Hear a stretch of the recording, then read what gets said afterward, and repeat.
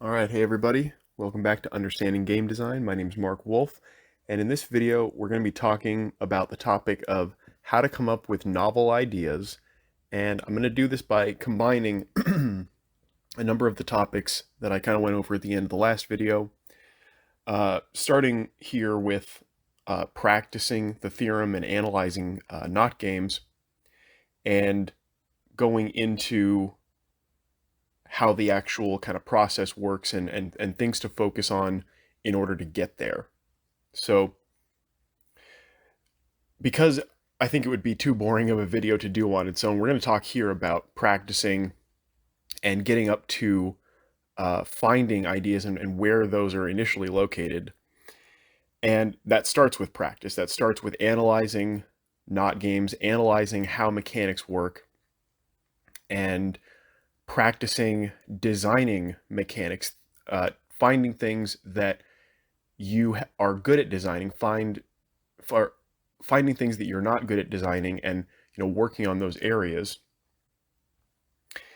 And I think probably the best way to do this is start with either simple designs that are easy for you to understand or that are well documented, or to start with something that you readily enjoy already and understand,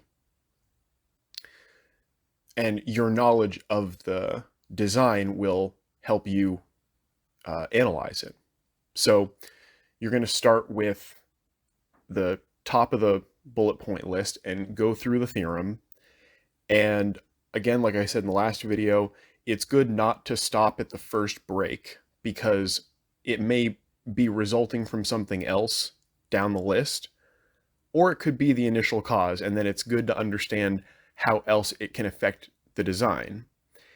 And what's important here too is to really follow your ideas and instincts. So, like, a really good example that always jumps out to me, and I keep pointing this out, I hope people have watched this, who are checking out my videos, is Ego Raptor's analysis of the difference between all the different Zelda games. And I think it's primarily contrasting Link to the Past with Ocarina of Time and the problems with going from 2D to 3D.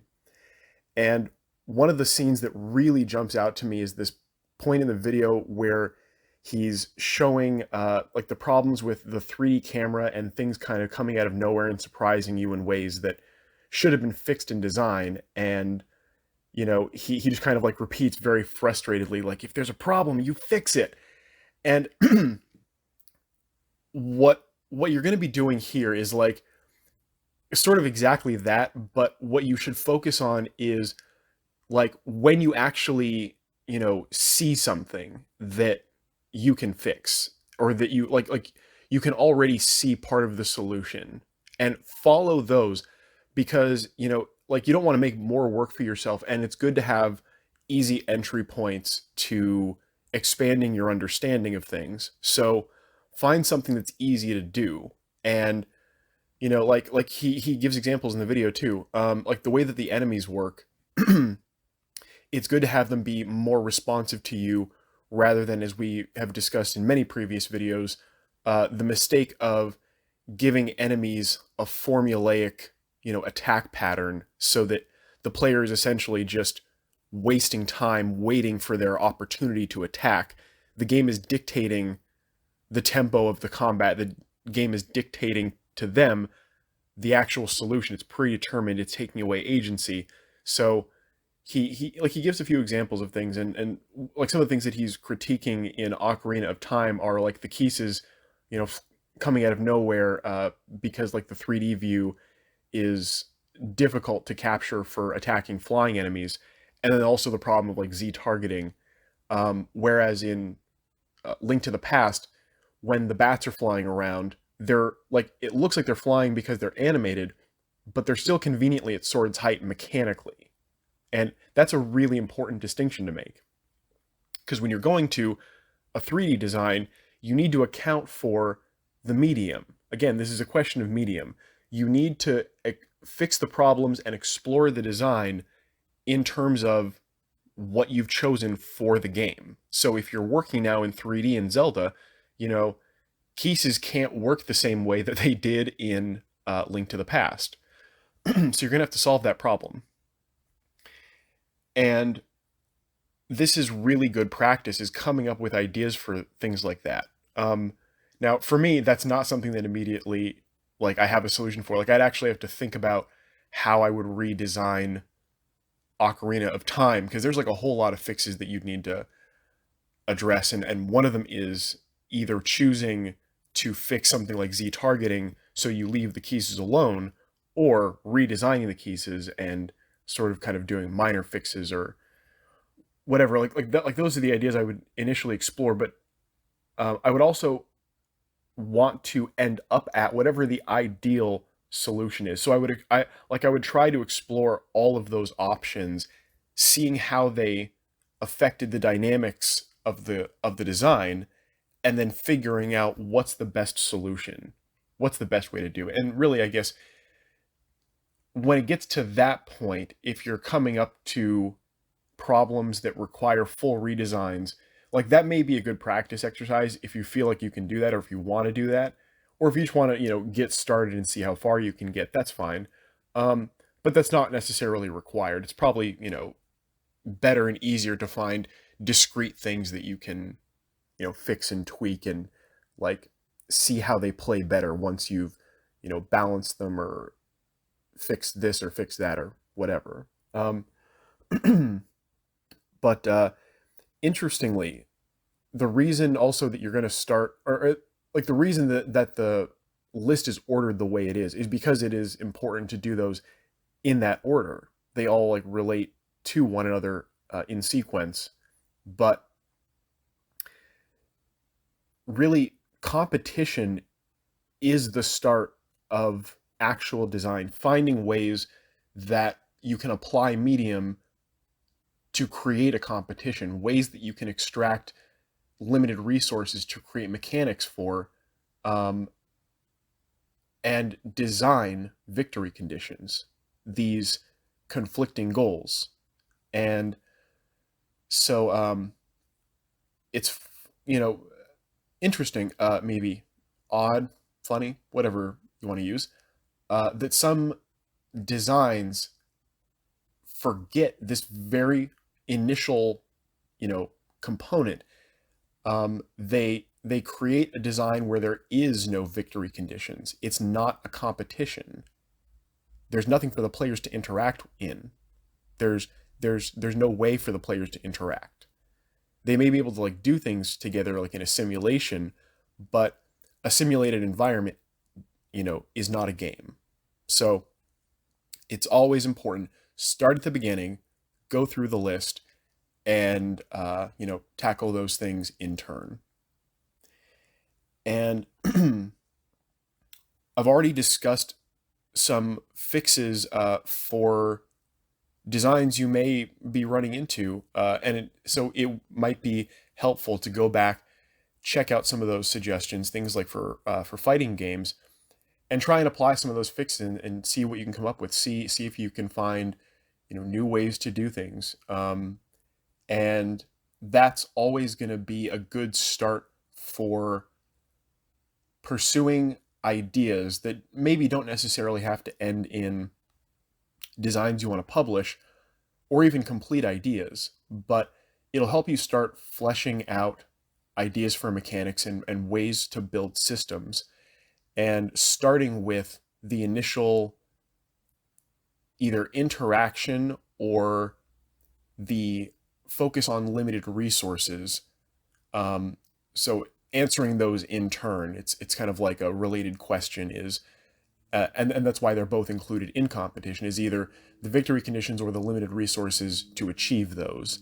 And ultimately you're going to be answering both, but you can sort of start at either end of the stick there. So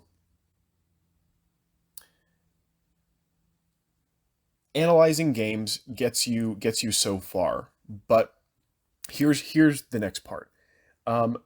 Your focus is to find novel ideas, find things that people have never done before. Find ways to, if you're not inventing a new genre, which, please do not feel obligated to do. You don't need to be inventing new genres if you don't, you know, want to go that far, but we will talk about that. So, but just within genres, um, finding things that people have never done before. And part of this is dissatisfaction, locating where dissatisfaction is. That's always really important. And it's weird, but that is part of it. That's because that's what you're addressing. You're solving problems, so you need to find those problems. So as you're analyzing games, as you're looking at things that, try to find things obviously that you enjoy, and try to, paste all of those different ideas and mechanics and systems, at varying levels of abstraction up on your mental board, and try and find the common denominators, the things that you enjoy most, and try and piece those out. Try and, you know, pull out some kind of like skeleton of an idea and brush away all of the uh, copyrighted material behind it. Take away all of the other games and just go to what's the thing linking all of them that you enjoy. And this now gives you a starting point for a novel design. And first figuring out the things that you want and then going back to those designs and looking at how they achieve them and whether or not they have a focus on them. And then you can start like realizing what makes those designs better or worse for doing those things. And then you can start figuring out better ways to do them and things you want to avoid. And part of this also then is in those designs, locating those holes, things you're missing, and identifying what needs to be in those designs, like what's missing here, and start trying to build those things.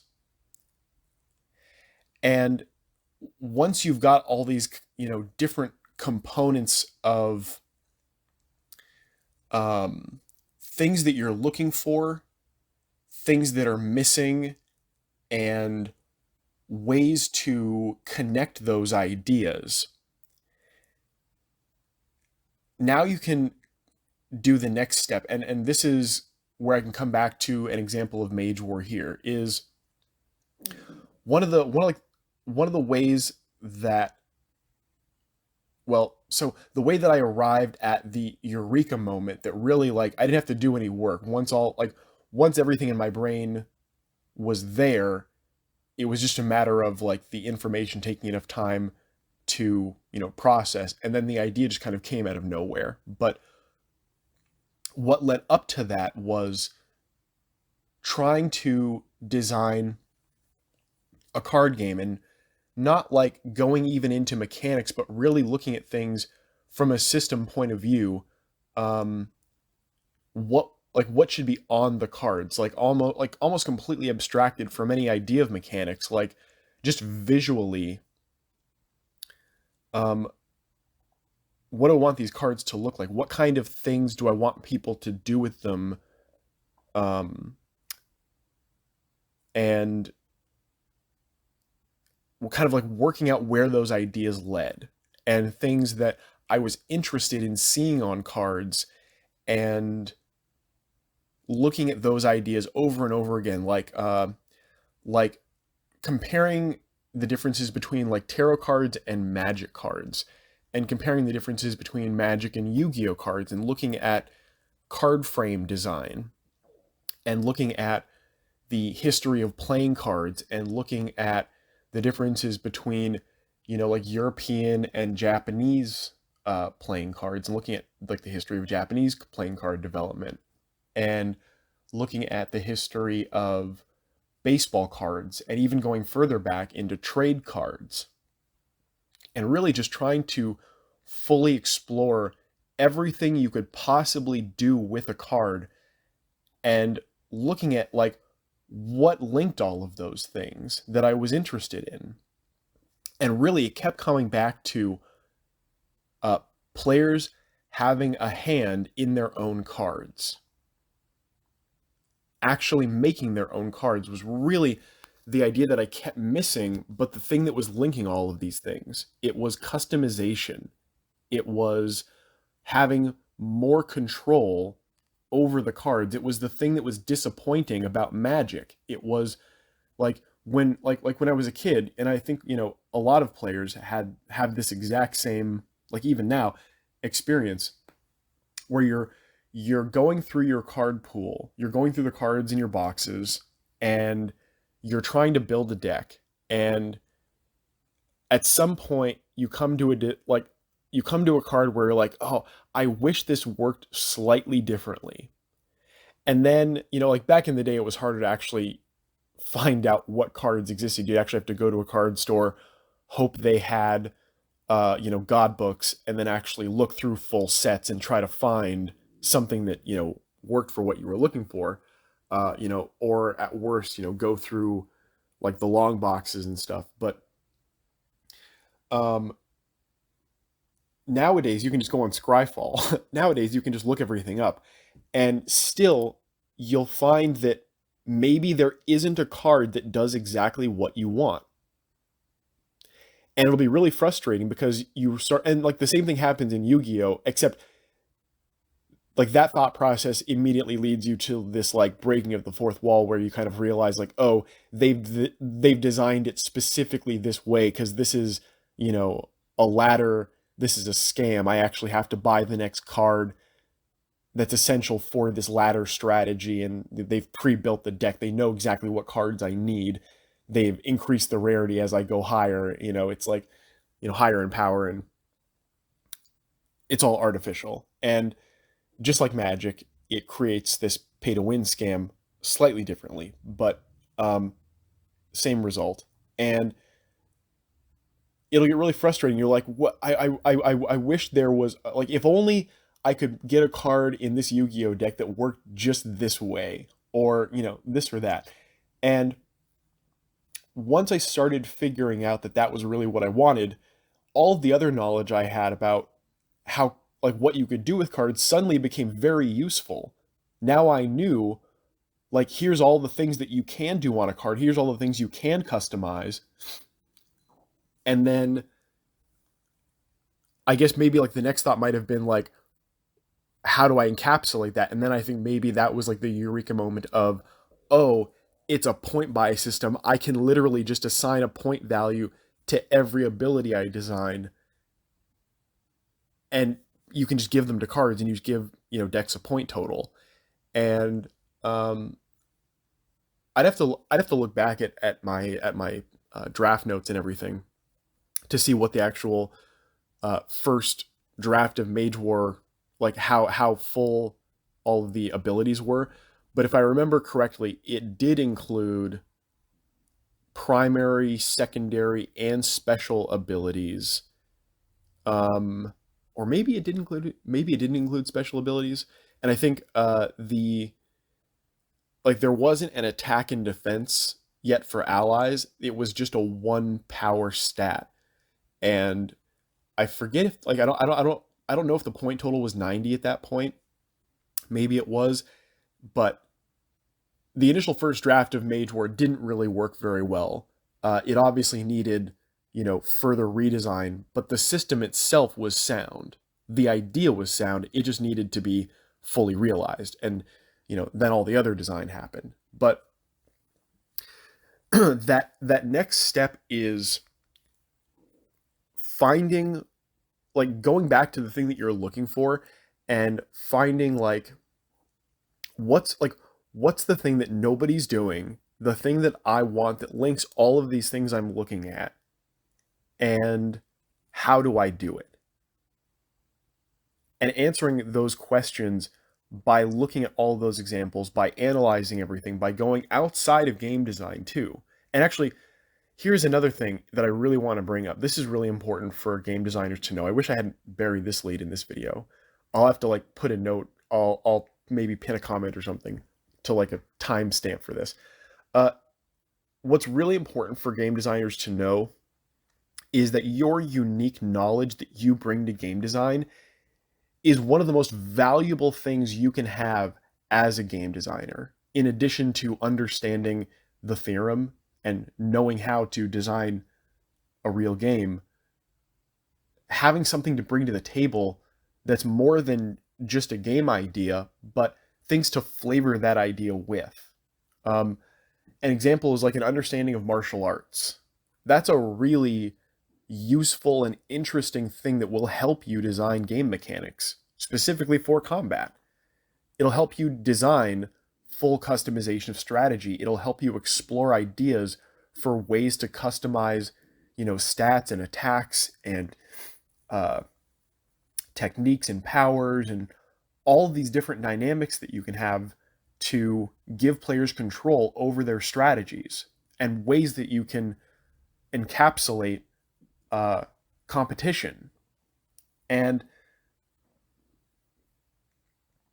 so an understanding of martial arts is like, just as an idea, is really useful. And, another thing you can bring to the table is um, various art forms. That's also useful. Um, it is, sort of unfortunate that part of game design is selling the product, but, for better or worse, it is part of, you know, uh, the practice. It is part of the art. So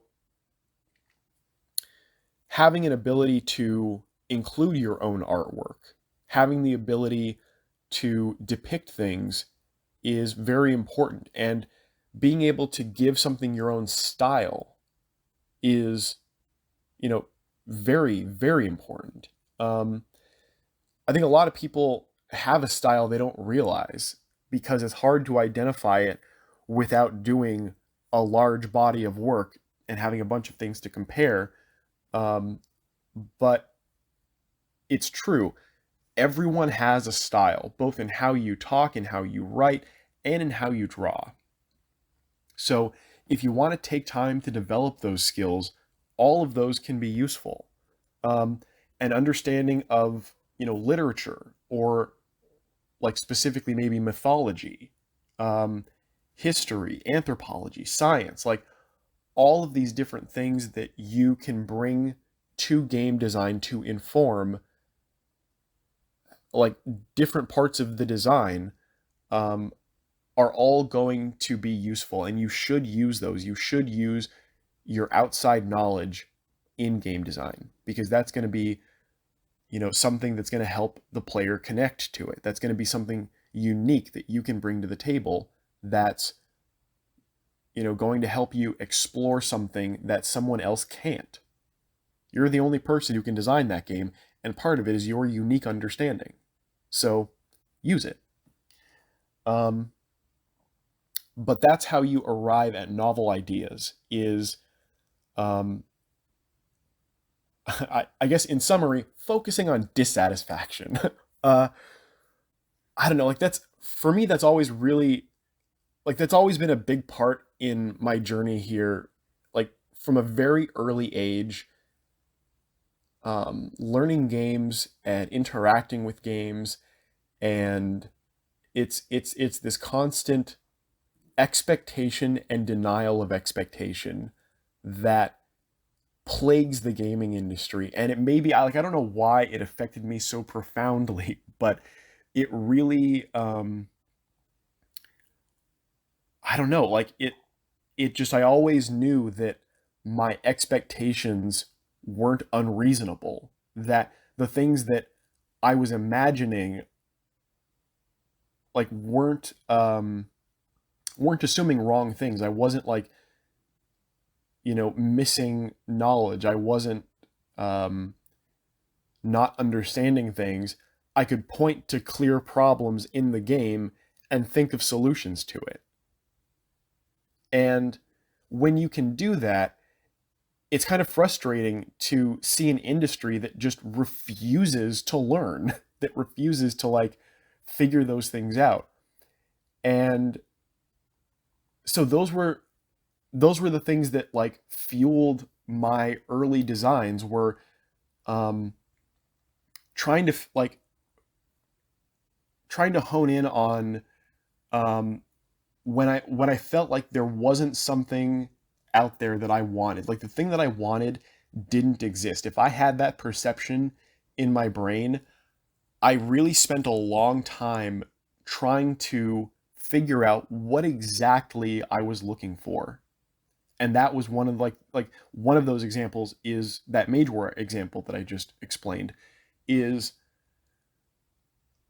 like there was so much dissatisfaction in Magic the Gathering, but at the same time, there was so much beauty, so much like I'm a very big fan of the sublime aesthetic, things that inspire awe, and there was so much sublime in early Magic. Like Jesper Meerforce, when he designed the backs and the card frames and was the first art director, all of the early art in Magic was really like the way he didn't give them any specific prompts, the way he just kind of let them run free with their imagination and just design weird, insane, artwork that like he just gave them a name and then the color.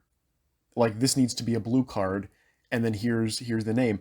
And you can see some of the weird inconsistencies and things, and like some of the things that they would later fix. Like you can't have uh any script from an earth language. So like any existing language, whether it's past or present, you can't have any writing on a magic card that's like in a language you can read. You can't have any real world people. So there's that magic card that famously has Albert Einstein on it, and they just don't do that anymore. Well, I guess they've sort of gone back on that now, nowadays. But in what I think a lot of players think of as real magic cards, the actual old frame magic cards, um, there was a period, I guess it was right after maybe revised, or maybe it was unlimited, where they made the rule that we can't have any more real world people. So that was one of the restrictions, and I forget when they instituted the no script rule, but you can see that too, and that helps immerse the fantasy, or immerse the player in the fantasy. And I don't know if I'm going to do a video about this later, but like the card frames on Magic, there's so much perfection, and I think actually, you know what? I think maybe I've talked about this before. There's that Ristic Studies video on the card frame history of Magic, and there's one of those experts that talks about it, and he talks about how the Magic frame has evolved, and how when you actually look at it and try to change it and analyze it, you keep coming back to the design they arrived at. This really is the ideal design. And I guess like I don't agree with that for the modern frame. For me, all the things that he was saying right there just apply to the original card frames. Yes, Premiere Force got it right the first time. I think the only problem was that there was just a saturation problem with the lettering. The lettering just needed to be pure white, and there was always sort of like a gray in it. So some of the lettering on the cards was hard to read. And then there was also the problem that you got some of those lighter prints, like revised especially, where compared to unlimited, which had a much darker printing, that the lighter frames didn't show the white text as well, didn't contrast as well with the white text, but they were still very readable. So, um, I mean, like those technical issues aside, like the actual design, I think was really, really like something to like analyze and understand, because it's something that you need to be able to repeat without copying because um, the information is just so well laid out, and that's that's a lot to appreciate about Magic. Like there's like those are the things that were drawing me in as a kid, but at the same time, when you actually played the game, you just ran into all of these things that were just like not at all right. Like this is like this does not at all measure up to the majesty of this artwork. Like this is crude, this is clunky, this is frustrating. It's clearly like scamming me. um and they're like, so those things just stuck in my mind for years. And looking at other trading card games, like it was the same thing with Yu-Gi-Oh. Just like a lot of kids, the anime just sucked me in. That was such a cool idea, and the card game was so disappointing. um, and that was another thing too. Like, so it just, those ideas I kept coming back to, and it was like, what am I really looking for? And that was, figuring out that really it was customization. All the things that they were missing, aside from, an understanding of balance, which thankfully my logic background helped me with. The main thing was just that I needed a game where players could make their own cards. And that, like, Mage War is the game that I wish I'd had from the beginning. Like, since I was a kid, instead of discovering Magic, I wish I could have discovered Mage War. So, that's, that's my example. But I urge everyone to pursue your own novel ideas. Find things that you want that don't exist. Work hard to figure out what those ideas are. And we'll talk more about this in the follow-up video where I go over the actual game design workflow. And there I'll talk about how to actually do that work, how to spend the months and years it will take to go from there's a card game I want, but I don't know how to design it, to I need a customizable point buy system, and here's how to do it, And I don't even know like where I want to start the clock on that too. Like you could start the clock, back when I was like 5 or 6, first discovering Magic, or you could, put it later when I actually started putting, pen to paper or keys to Word document or notebook, notepad file, whatever it was. But still, it was a very long time. And the same is true for the Adventurous Grimoire. That was like that took about 3 years from I'm actually going to figure out what this idea is, and I'm going to start working hard to, on just page after page after page, pencil, pen, whatever I had at hand, try and figure out what exactly I'm trying to get and how to do it.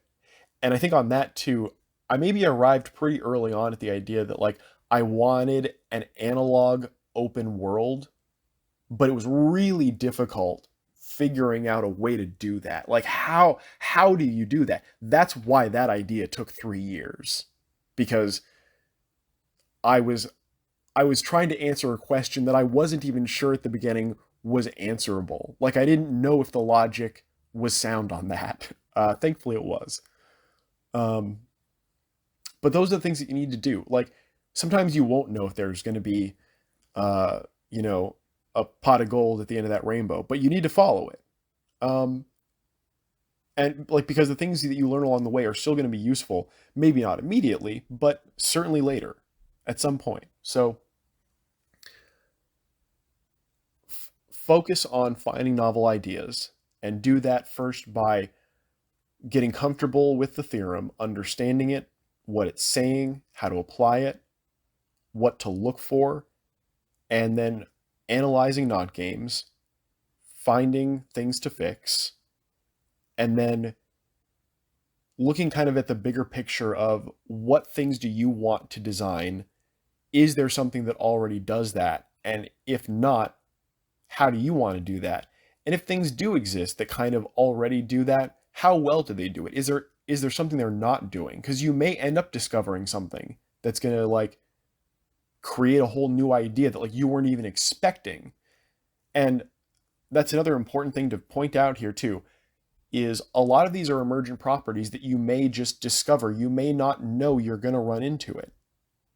You may just be running through the forest of ideas, and all of a sudden your head's going to smack into a lamppost, and you're like, why is there a lamppost in the middle of the forest? Well, it's because this is Narnia. um, I don't know why that jumped to mind. So